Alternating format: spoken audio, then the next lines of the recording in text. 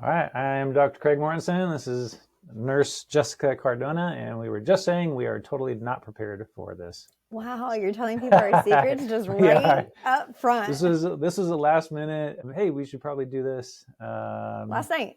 Yes, and it's part of my long list of to do here. So I think you have access to my list of blog to dos, but it's Yeah. like 30, 40 long. Mm-hmm. So this one is on what? Creatine. Creatine, and specifically creatine for women. Yeah. But this doesn't have to be just for women. This really kind of applies to everybody. Yeah. But some of the benefits of creatine particularly apply to women just because of physiology and sometimes need a little bit more support in certain areas. Yeah. I always tell my patients, we don't have what men have. That's not the way we were built. Yeah, thank goodness. So we need to work for it. Yeah. I mean. And so you were kind of the one that said specifically for women, and that's because of, well, number one, you're a woman. Mm-hmm. Number two, your history working at Kaiser and labor and delivery, and just your interest in women's stuff. Mm-hmm. So something I want to point out before we get started here, creatine is probably one of the most studied supplements that there is. There's something like over 1,000 different studies, and there's a lot of benefits to it. Mm-hmm. So let's go ahead and get into it here, Jessica. So start off with what is creatine? So creatine is just a naturally occurring compound. Primarily, it's stored in our muscles and brain. It is synthesized in the body from amino acids such as like arginine, glycine, and it's also available through dietary sources, particularly, red meat, fish, poultry, eggs. And it really does play a very critical role in cellular energy production. It's a very quick source of ATP, which is literally the body's primary energy source. So the fuel. Yeah. Yep. And so if anybody remembers the Krebs cycle from your physiology classes, each Krebs cycle produces 2 ATP directly, and then 8 ATP from the whole electron transport chain. So a total of 10 ATP per Krebs cycle for 1 glucose. So it's kind of fun information. So let's get into the benefits. So benefit number one, particularly for females, is hormone and energy support. And so basically, how does this work? This is the one that I use, honestly, most of the time when I'm talking about creatine for my patients, because we do experience hormonal fluctuations, and that can have dramatic effects on our energy levels, right? I'm sure everybody's heard about it. And these are very much so during perimenopause and menopause, and that luteal phase, which we like and know as our PMS time, right, of our menstrual cycle. So it has shown to enhance our mitochondrial function and energy production, potentially relieving the fatigue that is associated with those hormonal changes. And I have had great success and experiences from my patients also letting me know that it has helped them through that. And I have been working out and using creatine, so I can say myself that it does have that benefit. And it really all comes down to mitochondrial function. There's whole books and online courses and everything all about mitochondrial optimization. Yeah.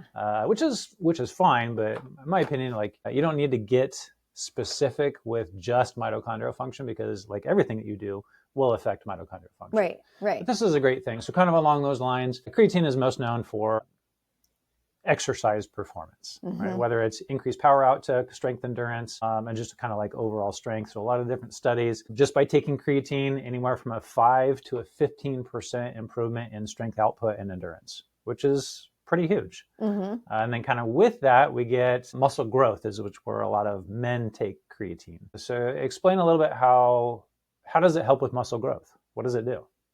So, and that's honestly what I use this for too, supporting my women, because again, like I said, we just don't have what you guys have. That's just not how we were made. So in order for us, especially in our later years, to grow that muscle, I'm like, okay, here's the benefits of creatine. It does help us build that muscle. So basically it can help with a couple different mechanisms during that process. So water retention. So ultimately making them a little bit more fuller and volumized. It does help the protein synthesis.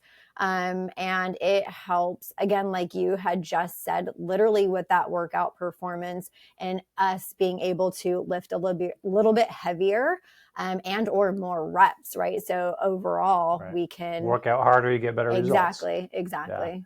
And by increasing muscle mass, you're increasing metabolism, you burn more fat, helps with Right. hormone balance, estrogen Right. balance. So some interesting studies on this. Overall muscle growth, taking creatine versus not taking creatine over a period of time. Mhm. But it was about a 25 to 33% increase in growth over that period of time. So it was kind of very surprising results. Like you wouldn't think that it would be that much. But, so kind of along these, a little side note here.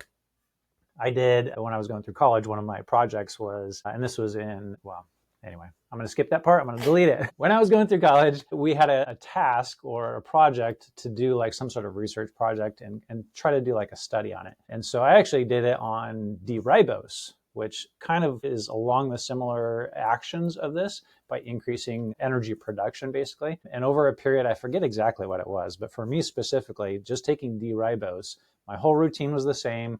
Obviously there's going to be maybe as a psychological, and I was working out harder, but I gained 2 pounds over a month. Oh, wow. Of just taking D-ribose, and I didn't change anything else, at least that I know of. Anyway, so that's interesting because cool. I did the same thing with my son. I made him, he had never taken creatine before. I made him take it religiously. He obviously had a personal trainer and yes, was working out hard too, but I feel like taking that creatine in his routine made a big difference in the growth that he had as well. Yeah. It's hard to sometimes separate that like placebo effect because you feel like you're taking something, so you should be working out harder, so you actually do work out harder. Yeah, and I did tell him that, so maybe he had the same effect. Yeah. The third benefit of creatine here, this is kind of like one of my favorite benefits of this, I guess, is brain function and cognitive benefits. Yeah. So basically, by increasing mitochondrial function, increasing ATP production, you're improving brain function. It's neuroprotective. It helps protect your brain from all kinds of neurodegeneration, whether it's Parkinson's, Alzheimer's, dementia, anxiety. Perimenopause, sleep, menopause. mental fatigue. Yeah, right. So for whatever reason, I saw my grandma kind of go through neurodegenerative issues, and I see the pain and suffering that patients go through, but not just them, also their family. So that kind of, for whatever reason, that's kind of one of my focuses for myself anyway. Number 4 kind of goes into the faster recovery, which we kind of really already talked about. Yeah. In our notes here, just go over real quick some of the delayed onset muscle soreness and some of the stats that we have here, so just people can kind of get like how effective it can be. Yeah, so it definitely does reduce the muscle damage. It helps with the inflammation, which obviously helps you recover a little bit faster, and it does delay that onset of soreness, which I don't know if any of you experienced this while lifting weights, but it's like the worst part about working out. You're going to be sore. So if I can just delay that, I'd be super happy with it. And some stats that we have is that taking creatine monohydrate supplementation significantly reduces indirect muscle damage markers, which is like the lactate by 48 to 90 hours post-exercise. So again, Which is pretty significant. Yeah. I mean, to be able to see labs change, not just somebody, like you can't fake labs, right? So if the creatine kinase goes down, your lactate dehydrogenase, your myoglobulin, if those all improve, there's no way that you can trick your mind to do that. It just does it. Right. And like you said, these markers like the inflammation and oxidative stress markers, those were lowered as well, which again, you can't trick labs. So that's pretty significant. Which is, for me, kind of what drew me to functional medicine in the first place, is that the objective versus the subjective. Yeah.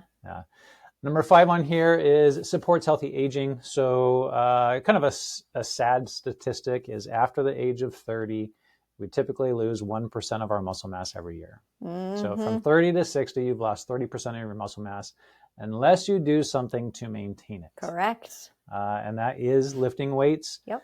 Walking and movement does not count as exercise. Right. It is activity and movement, but it is not exercise.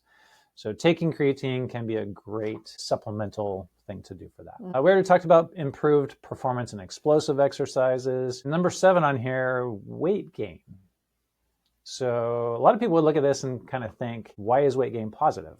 Yeah. Why is weight gain positive? Well, obviously, again, I always think about like my perimenopause, menopause women, because if we lose our hormones, it really does affect our bone and the health in the later game. So I tell my patients, for those of you who are super teeny tiny like me, our bone health is already at a disadvantage. So putting on a little bit of weight, which obviously muscle weighs more than fat, that can increase your bones' abilities to do a little bit better on the back end. So that's what I use it for. Yeah, and oftentimes as people get older, 70s, 80s, even 60s, they find that they can't keep weight on. And so, you don't want to get too skinny either. Right. And so this can help with that. Also, by hopefully enabling you to exercise, that stimulates your appetite more. So a lot of benefits to it. It can also improve glucose metabolism. So in the kind of research, like it really makes sense, but I guess in the research, it kind of was a little bit surprising that there's studies showing that it increases insulin sensitivity, which helps with glucose metabolism. So for our patients with, type 2 diabetes, even type 1 diabetes, it can be really helpful with that as well. Yeah. And then for our new, I don't know if you still have it on. Are you still using the continuous glucose monitors? No, our 2 weeks is up. Yeah, mine too. But so I wish. It's fun. Yeah, it was fun. It was kind of interesting. So I wish that I would have correlated the two. But there's so many like variations going on there. It's yeah, that was hard for me too.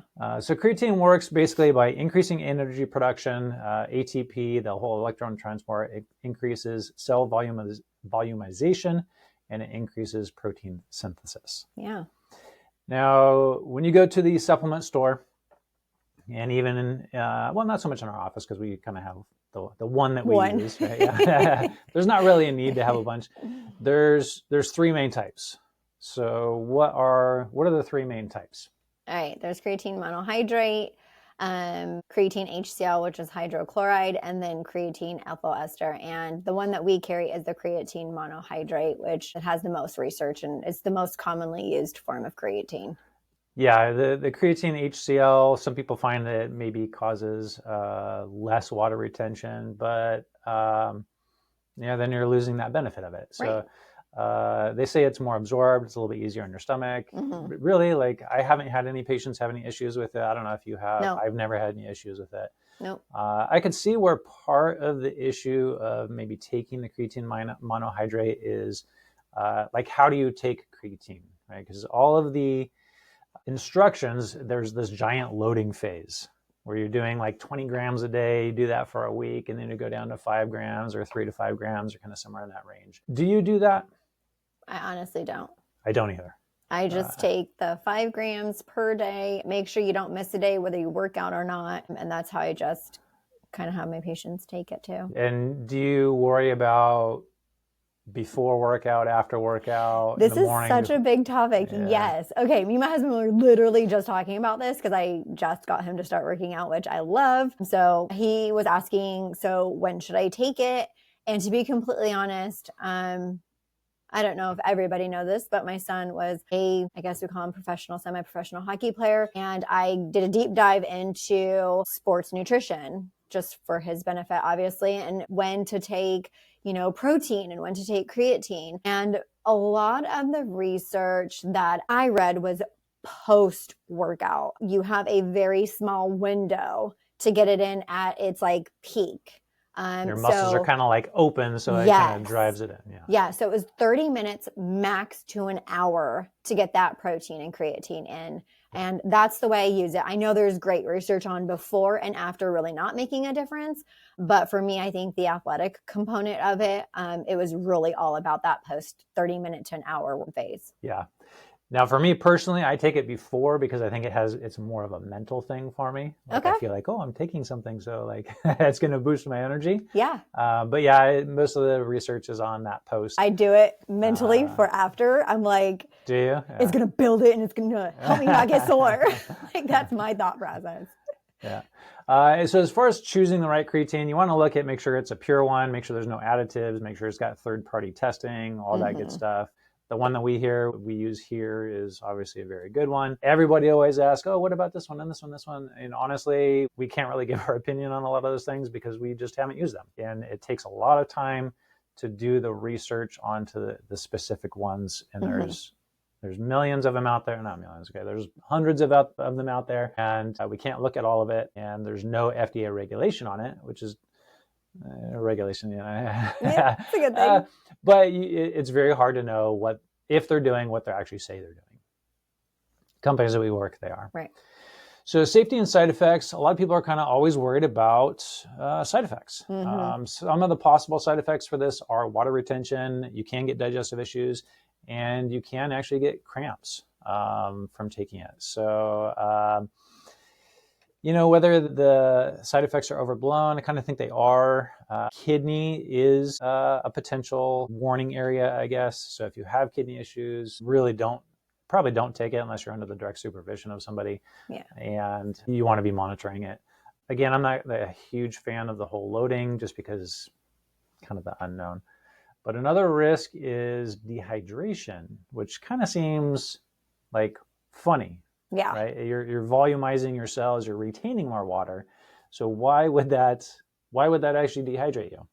Well, just like you said, you're holding on to it, but that's because it's not available. Yes. Kind of think of it as like it's sucking it out of your blood into your cells. It's drinking it itself. Yes. Yeah. So make sure you drink lots of water. Yep. Take your electrolytes. And so electrolyte imbalance is another potential side effect. So you want to watch out with that. And it can have possible interactions with medications, predominantly like diuretics and things that can affect your kidneys. And then the last side effect here is what? It can increase your blood pressure, which is super rare. I have had one patient, but we weren't sure if it was a supplementation or creatine itself. So this is definitely something that we had to monitor. We ended up finding out that it was one of the supplements that had licorice in it. So it was kind of what wasn't. We ended up finding it out, and she had no issues with the continued use of creatine. But again, it can definitely happen. Yeah. Again, basically by volumizing more blood volume, basically, which is kind of the opposite of like diuretics and stuff. Right. Let's see. So that's really kind of it on the creatine stuff. Do you have anything else to add here, Jessica? No, I recommend it to all my women. That is literally 30 and beyond, just because all the benefits are there. And I mean, I personally use it and like it. So yeah, my kind of morning concoction is water. I do a glass of water. I do my methylene blue in it. I do a scoop of protein, and I do a scoop of collagen protein, and then the creatine. So that's kind of like my morning drink. Yeah, and my post-workout drink is usually my protein powder with a scoop, which is the 5 milligrams of creatine. Yep. All right, that is it for today. I'm Dr. Craig Mortensen. This is Nurse Jessica Cardona. Peace out. Next time. All right, good job.